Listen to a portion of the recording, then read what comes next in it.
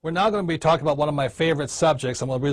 начинаем мою любимую тему недвижимость. Она мне нравится по многим причинам. Сейчас я приведу пример того, как разительно рынок недвижимости отличается от фондового рынка. Например, я покупаю акцию за $10, а затем ее цена возрастает до 20. Следовательно, прибыль будет $10. Но мне достается не вся сумма. Сегодня налог на такого рода прибыль составляет около 35%, если я продаю акцию, и 15%, если я ее покупаю. Не скажу, что недвижимость полностью лишена налогообложения. Но дела здесь обстоят по-иному. Допустим, я покупаю какую-то недвижимость за $100 000. За пару лет ее цена поднимается до $300 000.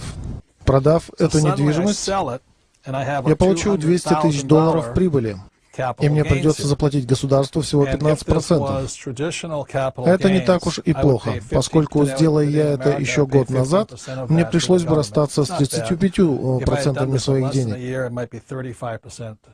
Но вся прелесть недвижимости заключается в том, что я могу заключить сделку о продаже через агентство по недвижимости.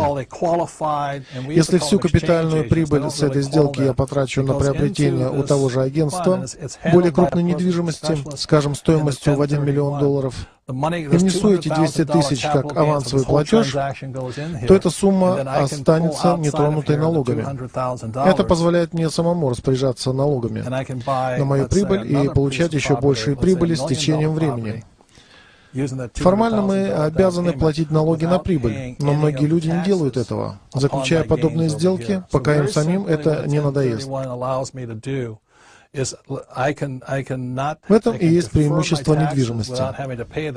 Специалисты по недвижимости и всевозможные брокеры помогут вам найти наиболее приемлемые для вас варианты с наименьшими затратами и наибольшей возможностью возможной прибыли.